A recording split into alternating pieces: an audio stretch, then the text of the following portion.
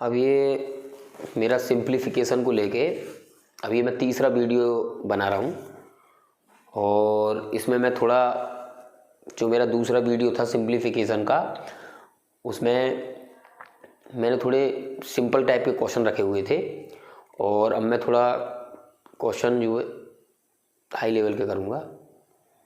ठीक, तो सिंप्लीफिकेशन का मैंने बताया था कि इसमें सबसे मेन जो यूज होता है वो बोर्ड मास का होता है।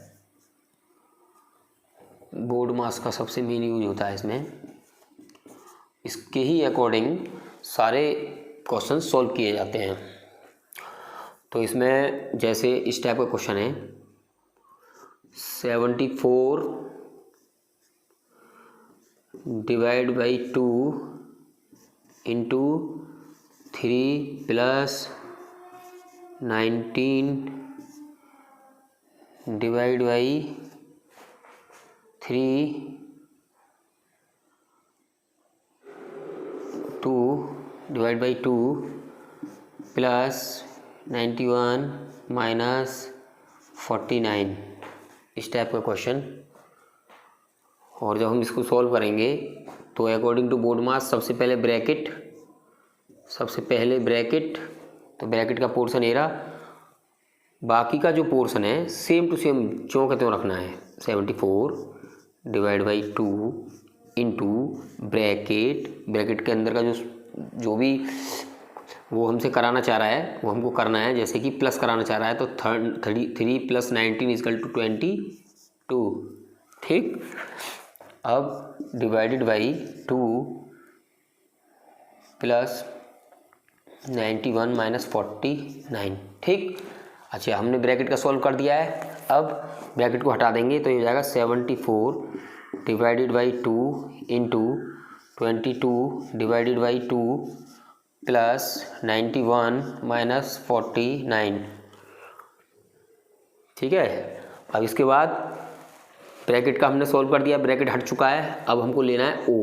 अब ये देखना है कि इसमें कहीं ऑफ लगा हुआ है, ऑफ जिसका अर्थ मैंने बताया था का होता है, तो कहीं क्वेश्चन में का नहीं लिखा हुआ है। तो इसका मतलब अब हम चलेंगे नेक्स्ट स्टेप पे, इसका कोई यूज नहीं है यहाँ पे ओ का। अब चलेंगे डी, तो डी का मतलब होता है डिवाइड। अब हम डिवाइड देखेंगे तो इसमें डिवाइड का एक ये वाला टर्म है, ये रहा ये, और एक डिवाइड का ये वाला टर्म है। ठीक, अब सबसे पहले हम इन दोनों टर्म्स को सॉल्व करना है। तो 2 से डिवाइड करेंगे 74 को, तो ये हो जाएगा 2 3 जा 6 7 जा 14, 37 आ जाएगा डिवाइड करके। फिर सिंबल लग रहा है मल्टीप्लाई, और ये आ जाएगा 2 से 22 को करेंगे तो 11 प्लस 91 माइनस 49।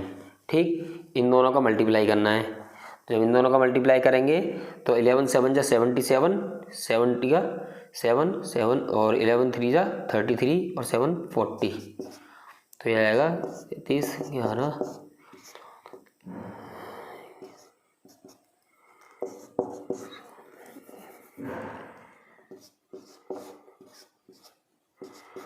407। तो मल्टीप्लाई आ गया, क्योंकि अगला स्टेप हमारा क्या होता है मल्टीप्लाई। तो 407 प्लस 91 माइनस का 49। अब इसके बाद होता है एडिशन, ऐड प्लस करना है। तो ये हो जाएगा 8 9 4 माइनस 49। ठीक है ना। अब 498 में से 49 49 को घटाना होगा। तो घटाने के लिए क्या करेंगे, ये आएगा 9 4 और 4, दैट्स आंसर। ये हमारा 449 आंसर हो गया। ठीक, अच्छा एक बार देख लो।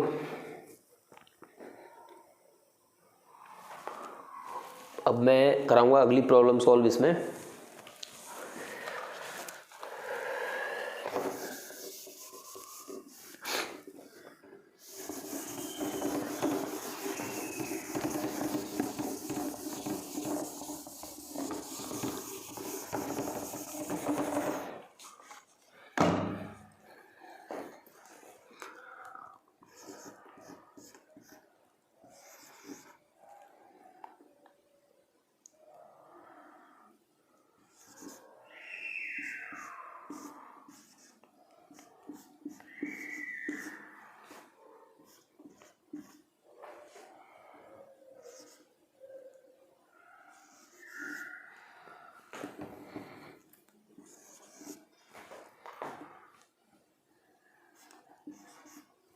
अब ये इस टाइप की प्रॉब्लम है, इसमें कर्ली ब्रैकेट और स्मॉल ब्रैकेट, दो ब्रैकेट का यूज हुआ है। कर्ली ब्रैकेट बोले तो इसको बोलते हैं मझला कोष्ठक, मझला कोष्ठक, और इसको बोलते हैं छोटा कोष्ठक,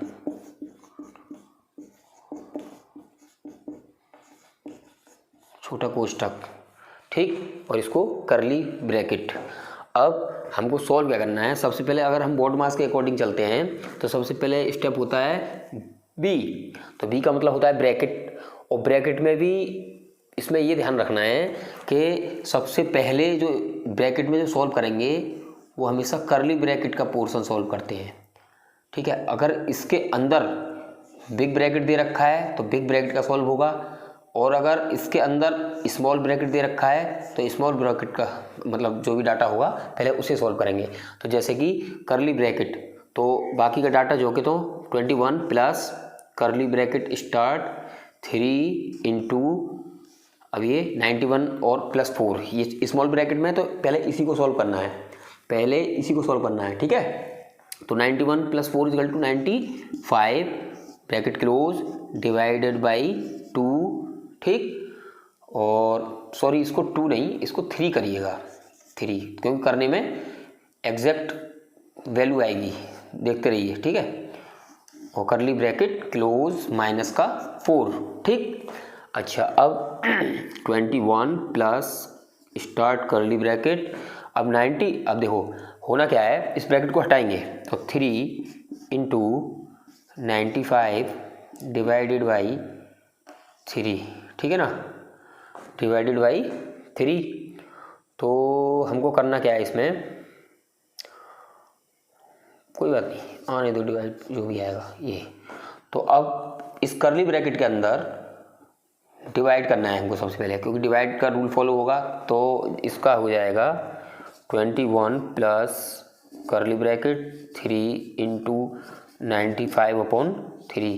ये अपॉन 3 मैंने इसलिए लिख दिया है क्योंकि अगर मैं इसको डिवाइड करूँगा तो ये जाएगा डेसिमल पॉइंट डिजिट में, तो इसलिए इसको हम भिन्न रूप में लिख देते हैं 95 अपॉन 3, ठीक है ना।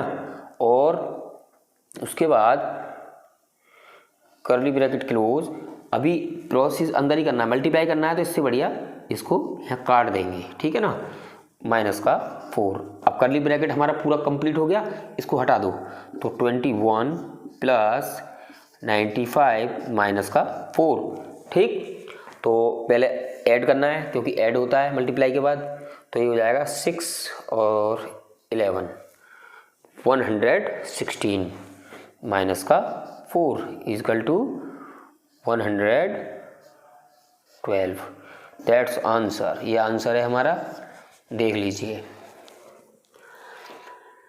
ये सिंपल से थोड़ा मॉडरेट है, ना सिंपल है ना ज़्यादा हार्ड है, क्योंकि अभी तो प्रॉब्लम जो क्वेश्चन होते हैं इससे भी और हाई लेवल के होते हैं, जो कि रेलवे ग्रुप डी और शिक्षक भर्ती में भी आ जाते हैं, ठीक है ना।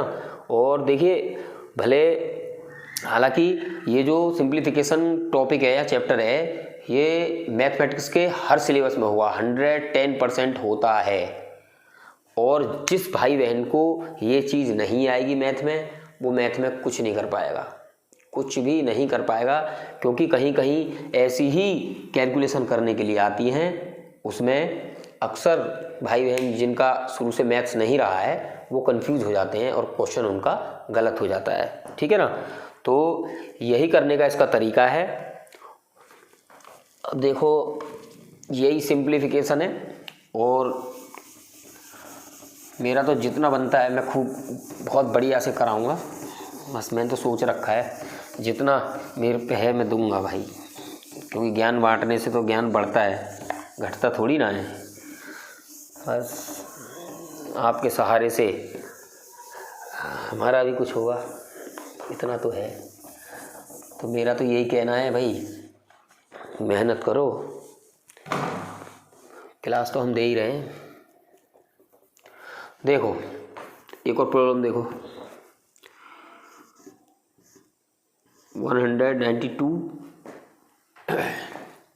Multiply 4 divided by 2 plus bracket 3 × 49 -4 फिर प्लस फिर ब्रैकेट 3 × 91 माइनस का 41।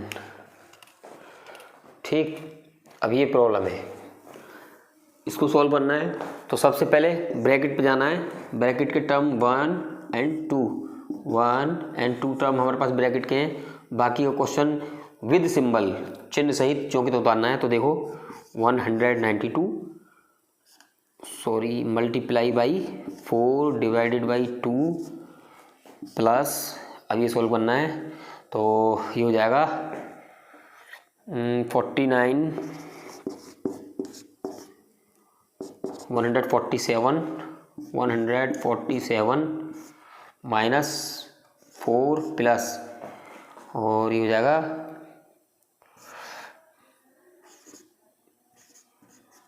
273 माइनस 41। ठीक है ना, ब्रैकेट हटा देंगे, ब्रैकेट हटा दो क्योंकि ब्रैकेट के अंदर का जो टर्म थे स्टेप थे हमने सॉल्व कर दिए। तो अभी हो गया 192 × 4 divided by 2 plus 147 minus 4 plus 273 minus 41। ठीक है ना, अब अगला स्टेप होता है ऑफ कहीं इसमें लिखा नहीं हुआ है, डायरेक्ट आ जाओ डिवाइड पे।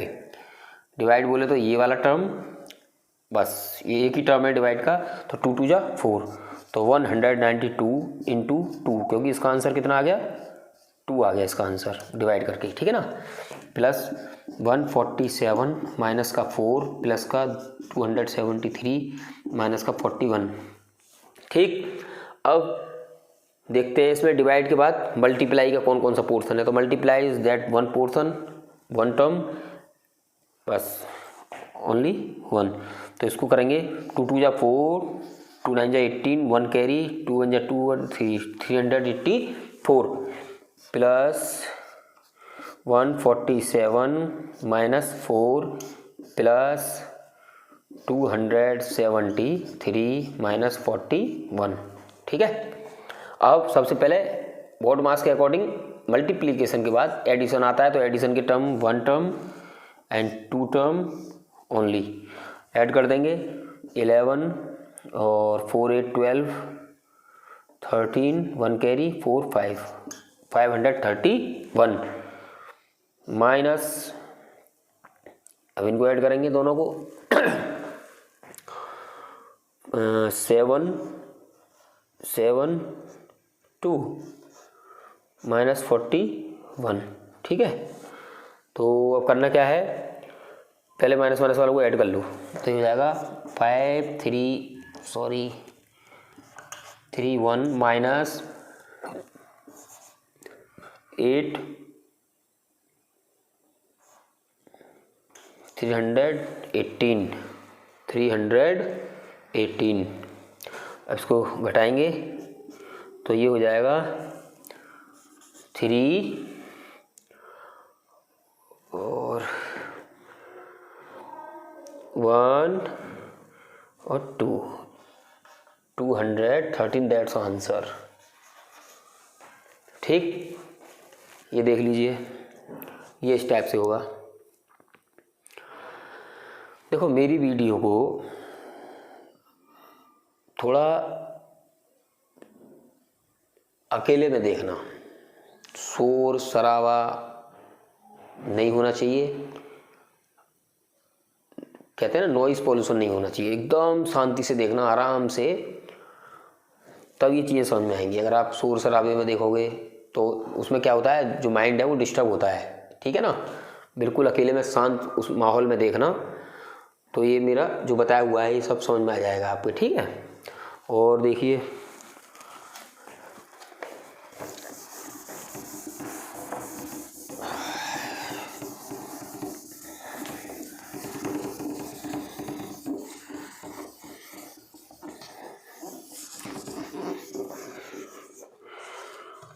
दो इस क्लास में मैं एक चीज़ और बताना चाहूँगा।